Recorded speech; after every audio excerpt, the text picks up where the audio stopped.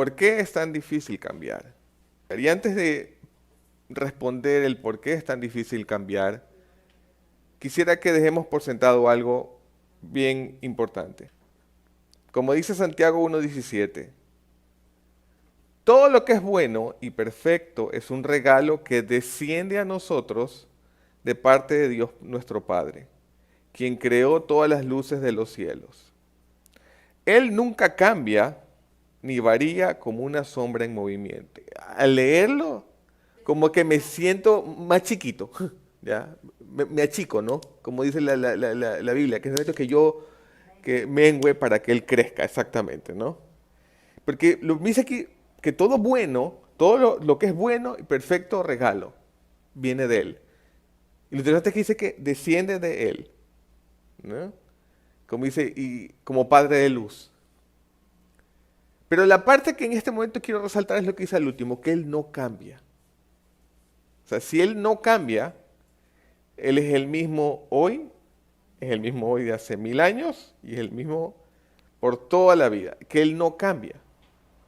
Sin embargo, nosotros nos damos cuenta que pese a que Él no cambia, Él es igual y Él siempre está pendiente de cada uno de nosotros.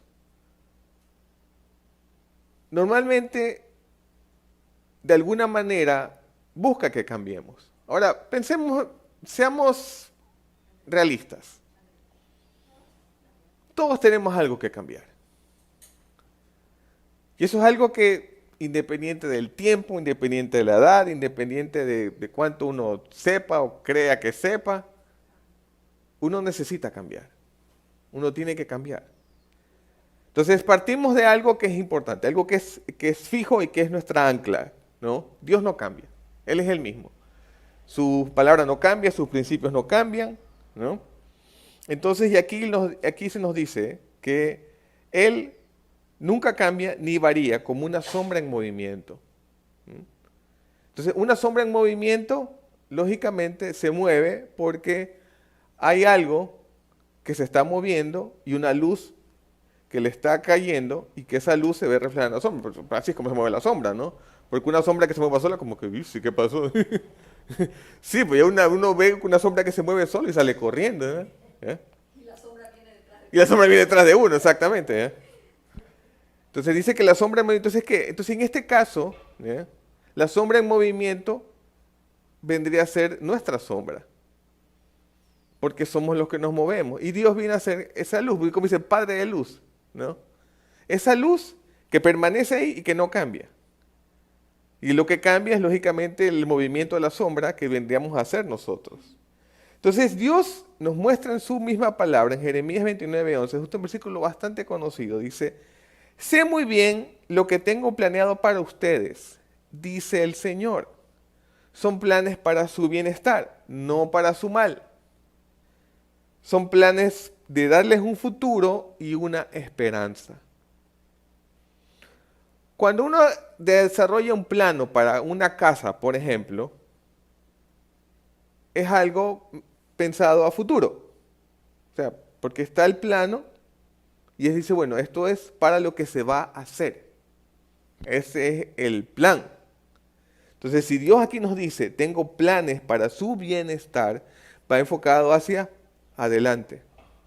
Va enfocado hacia el futuro. Va enfocado hacia seguir un proceso para poder llegar a ser lo más cercano al producto terminado. Ese es el plan. El plan cuando uno, por ejemplo, ingresa a la universidad es que terminar su carrera, graduarse, y ese plan busca ejecutarlo desde el momento que llega a la universidad, sino ¿para qué va a la universidad? No, que sí, que ya pienso llegar hasta tercero, de ahí ya, ¿no? Ese no es el plan. O sea, ¿quién se casa pensando que va a divorciarse? Ese no es el plan. Entonces el plan siempre va encaminado hacia el futuro.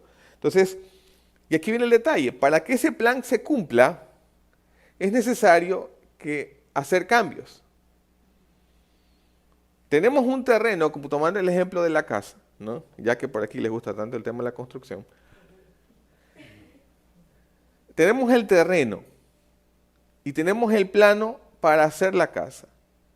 Para poder construir, tenemos que efectuar un cambio en ese terreno. Ese terreno tiene que sufrir cambios. Hay que poner pilares, hay que, obviamente, hay que cimentar, hay que, obviamente, cavar, hay que poner los pilares y todo, ¿no? Y todo eso es un proceso. Entonces, por ejemplo, a mí me llamó la atención el otro día que vi un documental acerca de Venecia que explicaba cómo hacían para que las casas puedan permanecer tanto tiempo sobre el agua y que sus cimientos, o sea, estamos hablando de casas que tienen cientos de años y siguen ahí. Y que sus cimientos, y obviamente en aquella época, cuando fueron construidos, no es que era como ahora, que había un concreto y los pilotes de acero y tanta cosa.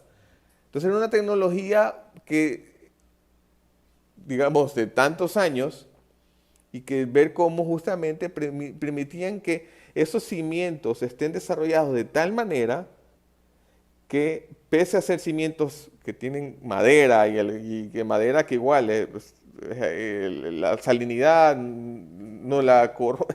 Es un proceso bastante interesante, un poco complejo, que los especialistas de la época se la ingeniaron para poderlas construir las casas así.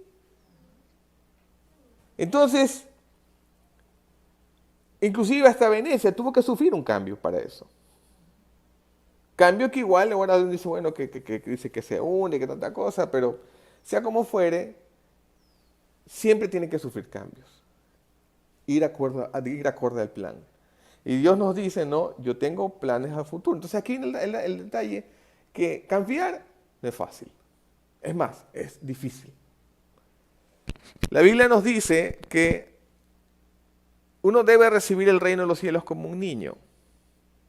Porque para el niño es mucho más fácil cambiar. Se adaptan. Son los que en este tiempo de pandemia, son los que más rápido se han acoplado.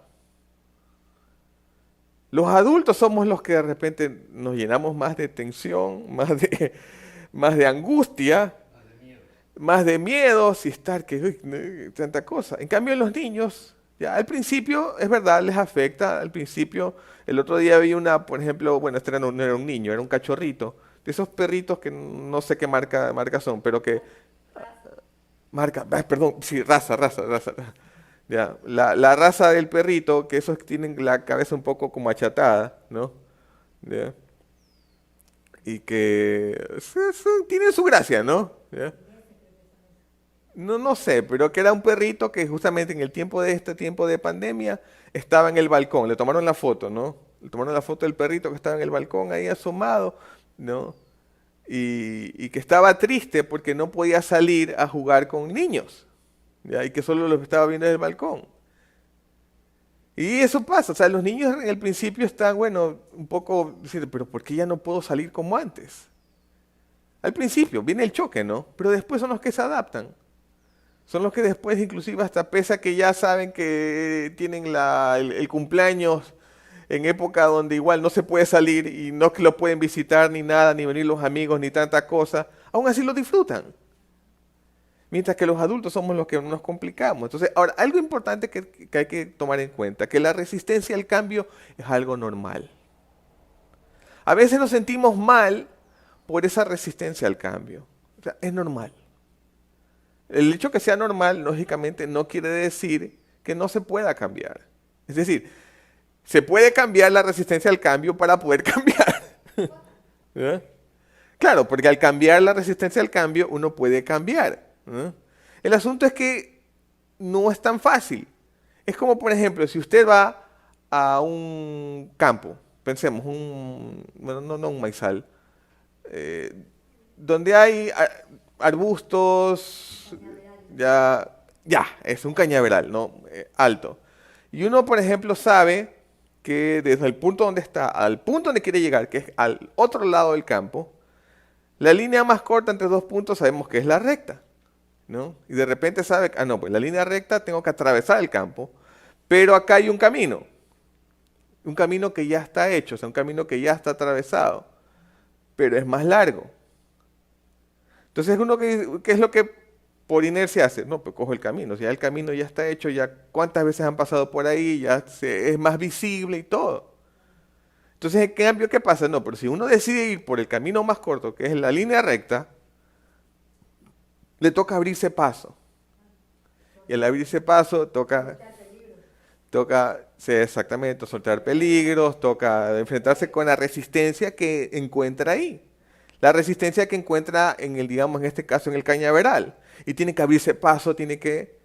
Y, y puede ser que efectivamente se abra paso y que se llegue al otro lado trazando la línea recta.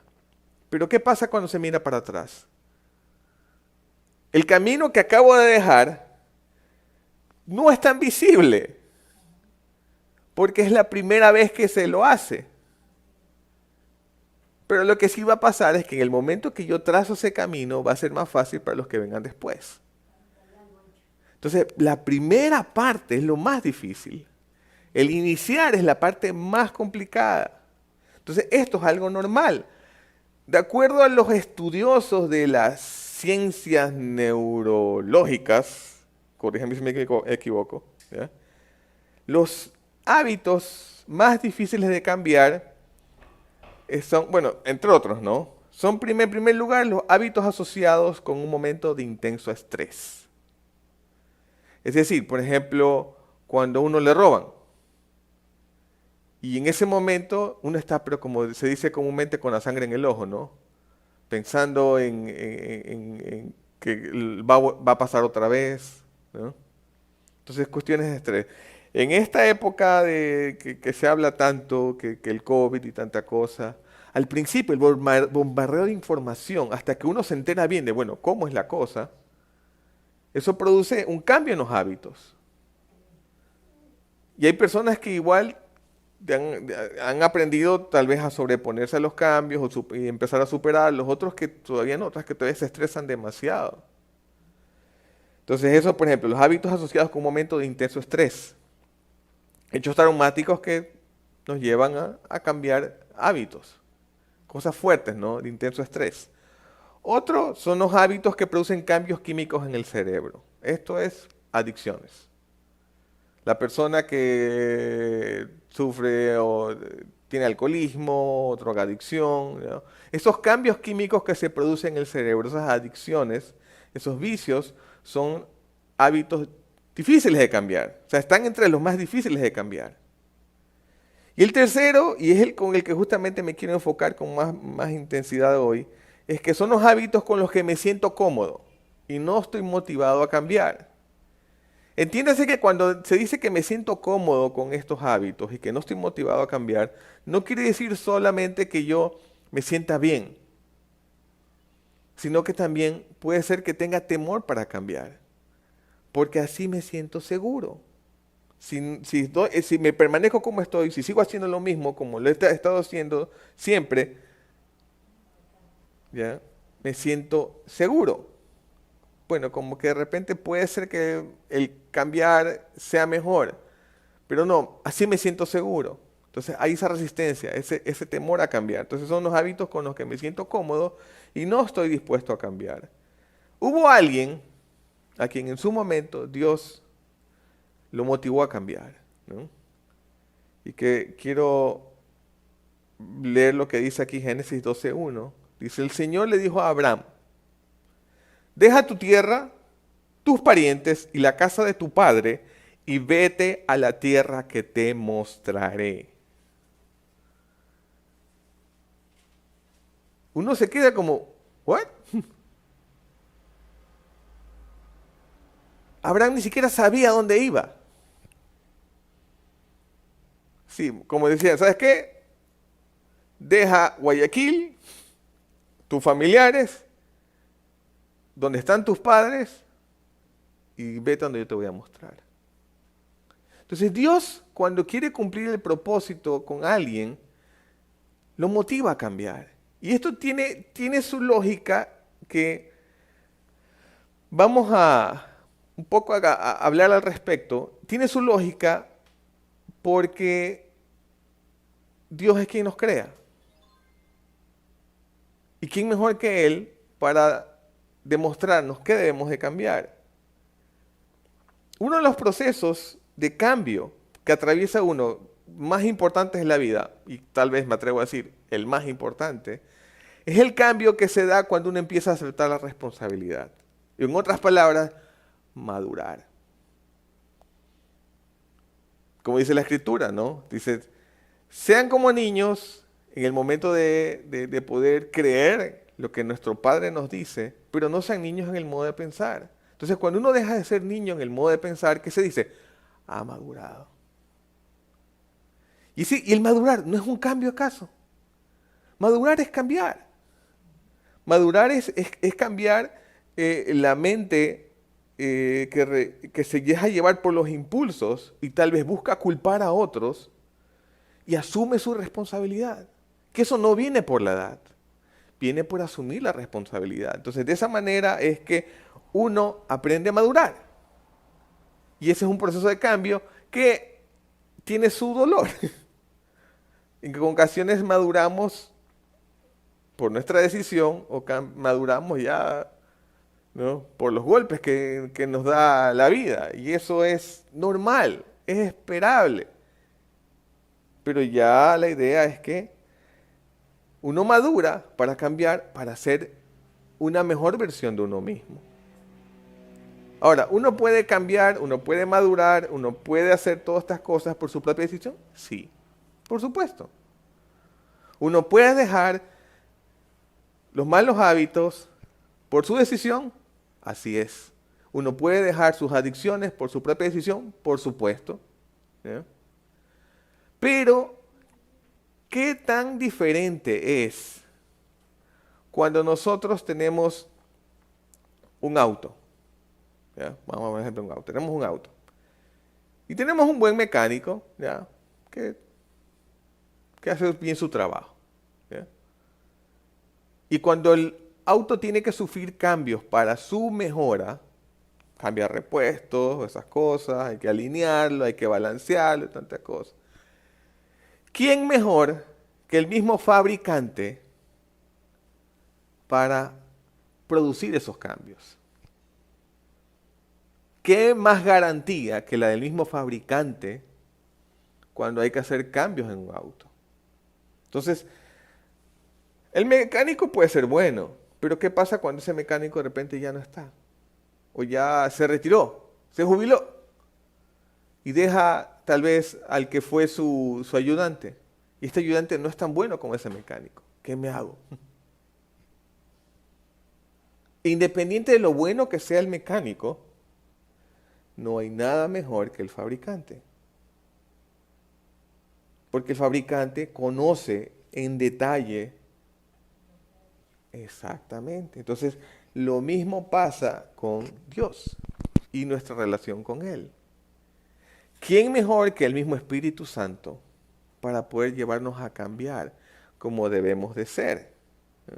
Dice 2 Corintios 5:17, si alguien está unido a Cristo, hay una nueva creación.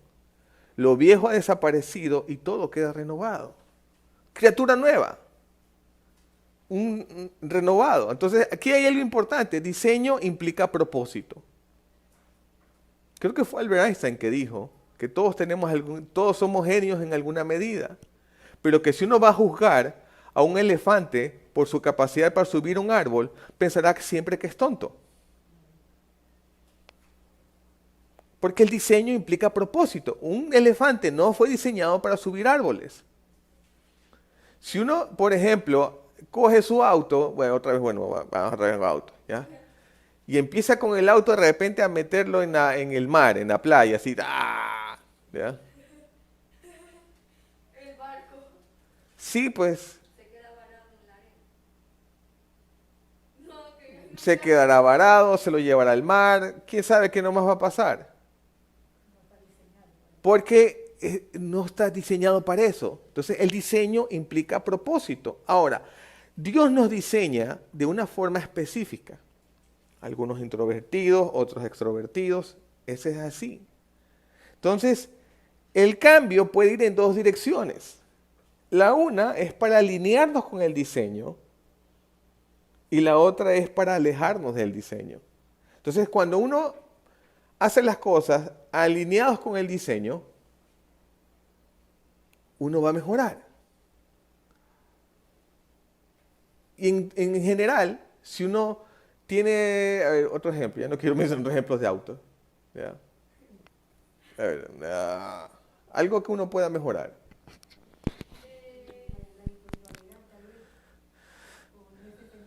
No, más bien algo que sea tangible, algo que se pueda ver.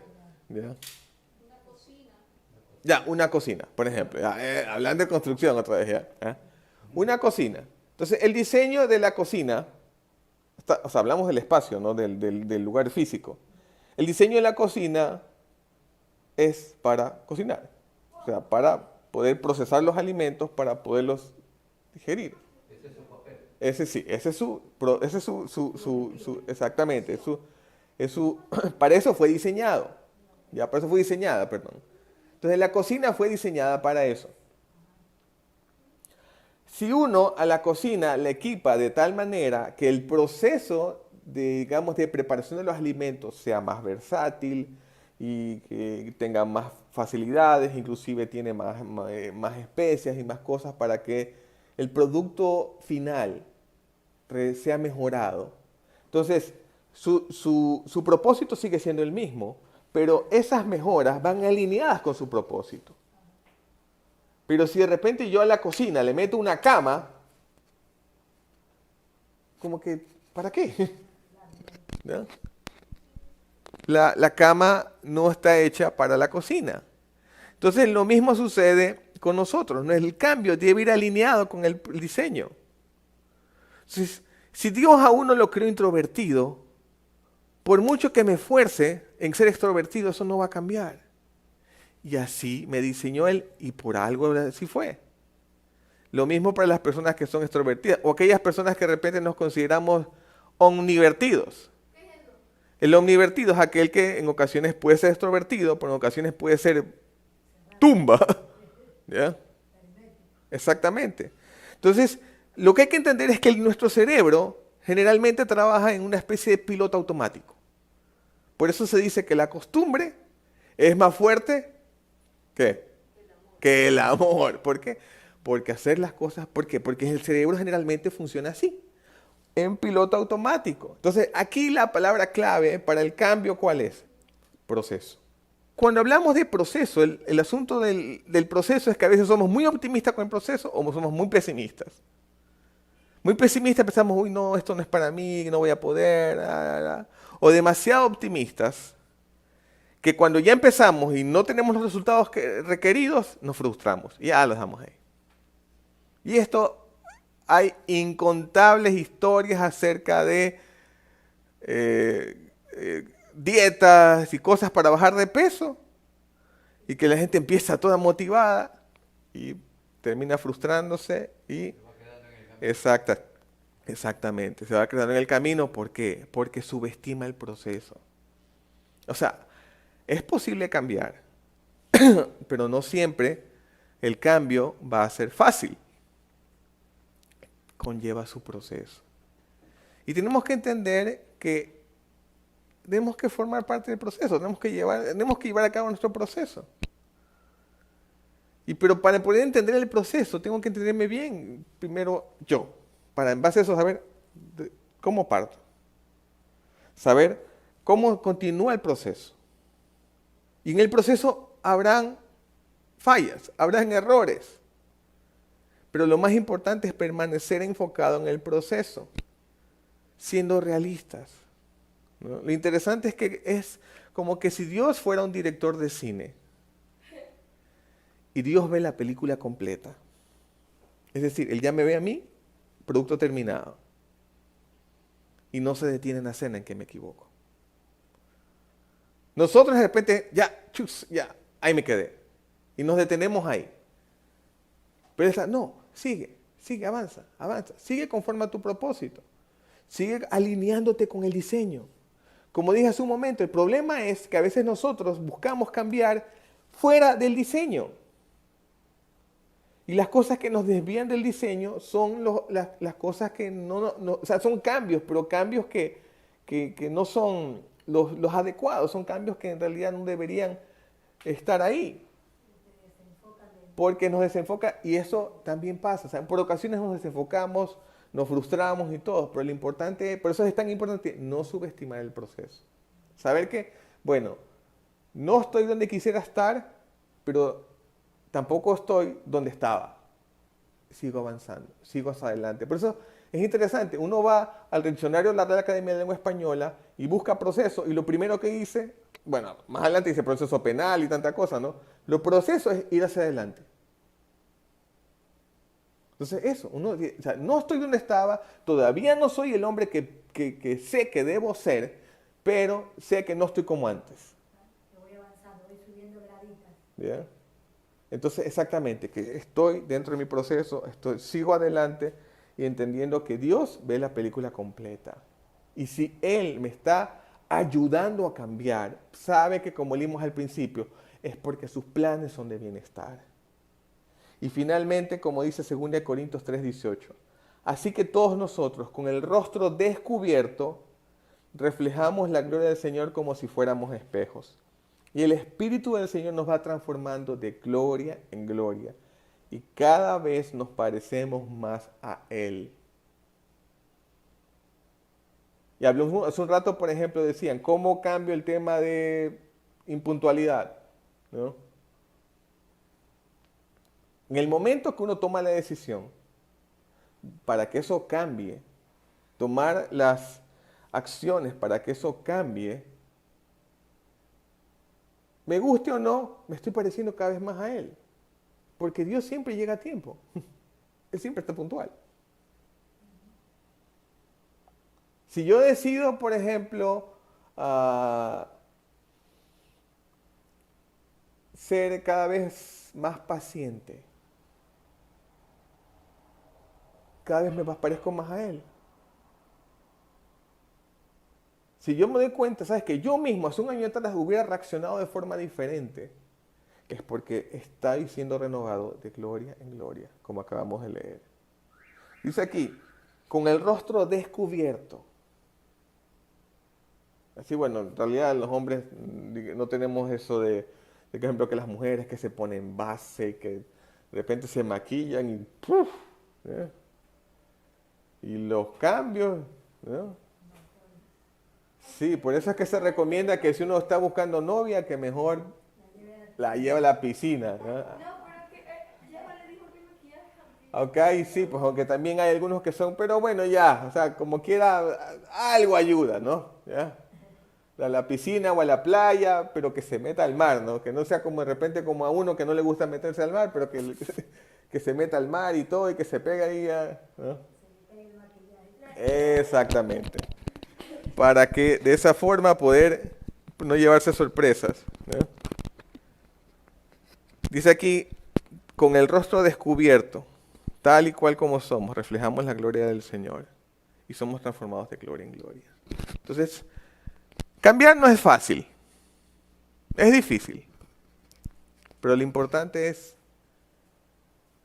no subestimar el proceso y saber que, sea como fuere, Él siempre va a estar ahí con nosotros y por nosotros y Él siempre va a permanecer.